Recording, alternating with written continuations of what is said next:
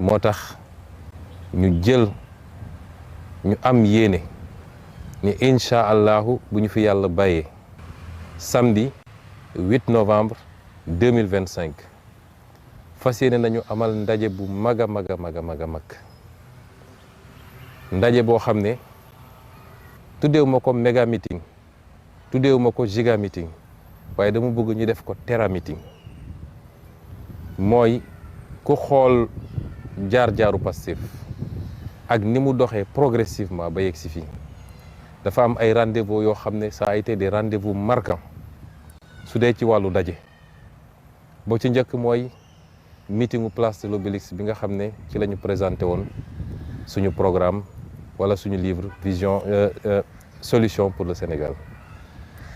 ñaareel bi mooy meetingu Kër Massar bi nit ñi di tuddee le fameux meeting de Kër Massar nga xam ne fa la li gën a dëgër ci résistance bi fa lañ ko toggee ba mu andi ñu fii ñu nekk nii bii nag ñu dëgmal ba fa war a nekk benn ci rendez-vous yooyu boo xam ne rendez-vous bu ni mel musta am Sénégal aussi bien ci organisation ci mobilisation que ci fond bi mooy lañ fay waxtaane moo tax may woo képp kuy patriote képp kuy sympathisant nga mobiliser wu ci bés boobu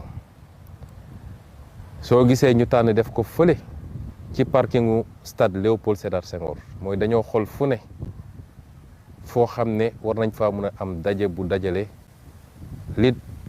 lu tolloog dayoo Pastef waaye xool nañu place jafe na ci Ndakaaru moo tax ñu décidé ko def foofu mbokk yi bés boobu bés bu am solo la parce que il y aura un avant 8 novembre 2025 il y aura le 8 novembre 2025 waaye il y aura surtout un après 8 novembre 2025 Pastef bi ngeen xam yéen miin ko te musul dem nag waaye dafa fekk rek am luñ doon defar te mu àndloo nag yenn yi Pastef boobu mooy dellu si le 8 novembre te à partir de 8 novembre nag bu dee Pastef bi muy nekk opposition la meloon ni mu mel tey Pastef nekk ci pouvoir dinañ wane ni Pastef googu li mu amoon te téye ko ba mun a jàkkaarloog jaaykatu doole boole kook li mu téye tey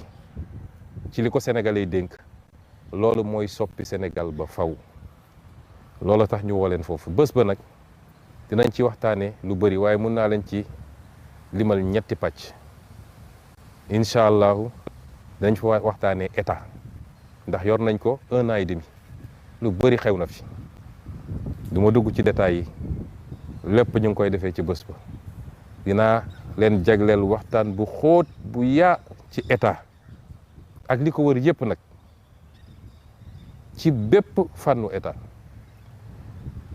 la cay dox la ca doxul lay gàllankoor li ñu def li ñu war a def lépp dinañ ci waxtaan ñaareel bi dinañu waxtaane politique ci anam gu yaatu ñetteel gi dinañu waxtaane parti bi nga xam ne moom la ñu bokk muy Pastef te ci ni ngeen ma xamee ba taamu ma mooy waxtaan gi dina doon waxtaan goo xam ne dina lalu ci dëgg dina lalu ci transparence dina lalu ci waxtaan goo xam ne du ànd ak ay nëbbante ay làqwante waaye dina doon waxtaan boo xam ne bu ñu fa jógee kenn ku ne di nga xam à quoi en tenir te gëm naa ni bu ñu fa jógee lépp day changer ci perspective yi moo tax bu ko kenn raté ñu ngi leen di gërëm di leen sant di leen remercier it ndax fan yi yëpp maa ngi jot ay message maa ngi gis yëngatu bu bëri gannaaw bu ñu yëglee ni suñu yaram dafa sutante may dalal xelu ñëpp nag jàmm rek alhamdulilah liggéey bi bëri na te ay at a ngi nii jëluma benn jour de repos rawatina bi ñu jëlee nguur géeg léegi jëluma benn jour congé liggéey bi métti moo tax semaine bële bi ma toogee ba sentir yaram gu diis ma bind président de la république ne ko dama fas yéene jël ñeenti fan ba juróomi fan ci semaine bii ñu nekk boole ko weekend bi pour noppalu tuuti doog a mën a jëlaat liggéey bi donte moom président de la république waxoon ne gouvernement bi yëpp na kenn ku nekk jël quelques jours de congé waaye dama faralu di jël congé man damay liggéey ba sentir ni sama yaram mënatul ma xool nu may noppaloo di ko gërëm it ndax keroog bi conseil des ministres bi jeexee fii la jubal si directement ñëw nemmee ko si loolu suñu diggante la boo xam ne umpul ñëpp kon di dalal xelu ñëpp du jàngoro du feebar tax ñu wax waaye soxla woon noppalu ñeenti fan rek la bu altine ñu reprendre liggéey bi ci jàmm ñu ngi leen di gërëm di leen sant di ñaan yàlla li ngeen di ñaan mu jëm ci ñun yàlla nañu ko yàlla boole lépp lu ci baraka lépp lu ci yiw lépp lu ci aafiya yàlla nañu ko yàlla boole te tasaare ko ci Sénégal yëpp asalaamaaleykum wa rahmatullahi wa barakaatu. ñaareel bi dinañu waxtaane politique ci anam gu yaatu ñetteel gi dinañu waxtaane parti bi nga xam ne moom la ñu bokk muy Pastef te ci ni ngeen. alors jërëjëf yéen ñi nga xam ne yéen a ñuy suivre voilà la déclaration du président du parti PASTEF ñëwaat na ci nag benn réorganisation boo xam ne daf koy daal di amalaat ci parti PASTEF waaye itam wootewaat na benn méga meeting boo xam ni tudd na sax meeting bi nga xam ne moo njëkkoon am bi muy présenté le livre solution fële ci place de l'Obélisque ñëwaat na aussi ci meeting bu Kër Massar bi nga xam ni nee na foofu la résistance bi gën a amee doole mu wootewaat nag beneen ndaje boo xam ni le 8 novembre lay am fële ca parking bu stade Léopold Sédar Senghor. alors Daouda Djigal ñëwaat na aussi ci son état de santé repos bi nga xam ni demandé ko wala sax un congé boo xam ni demandé na ko au président de la République Bassirou Diomaye Diakhar Faye daañu ko yaatal faram-fàcce ko ci anam bu mu gën a yaatoo woy leen di abonné waaye itam tey partagé te assister aussi les analyses de Daouda Djigal et Saa Wolof Ceddo bi. alors Daouda Djigal sa première jàngat ci déclaration bu président Pastef Ousmane Sonko. premier jàngat dama naan ñaata nit ñoo toog a doon seetaan. sànq boo koy xool si page Facebook am na si plus de 60 000 voilà ca tolloon yu doon seetaan. dew ma Feeling Dakar 6 000 beneen télé ak beneen télé. da ngay sentir leen mooy bëgg bi ak cofeel gi tey la fi ne. mais da ngay seetluwaat leen mooy tey kaddu Ousmane da koo tënk.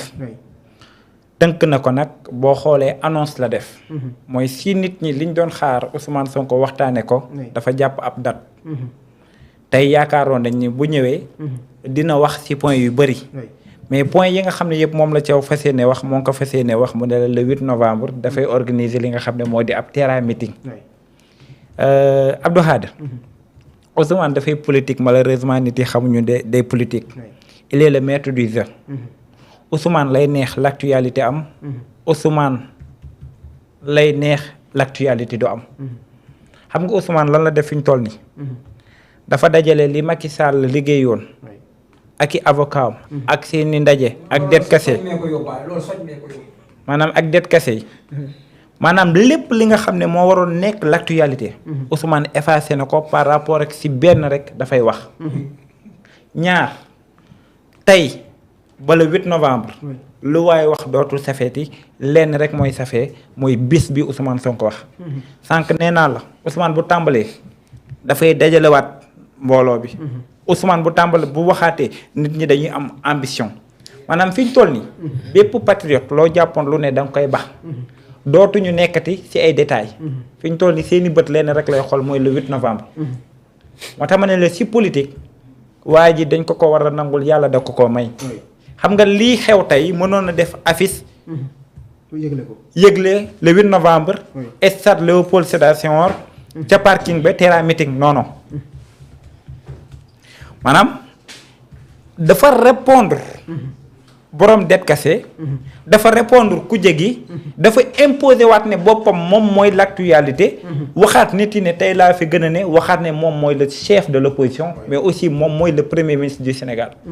xamal nañ nit yi ñaar. game gi man lay neex ba yëngal ko en commençant pour le président. man may buum ci politique. xamal aussi waa ku jegi ne moom mooy politique.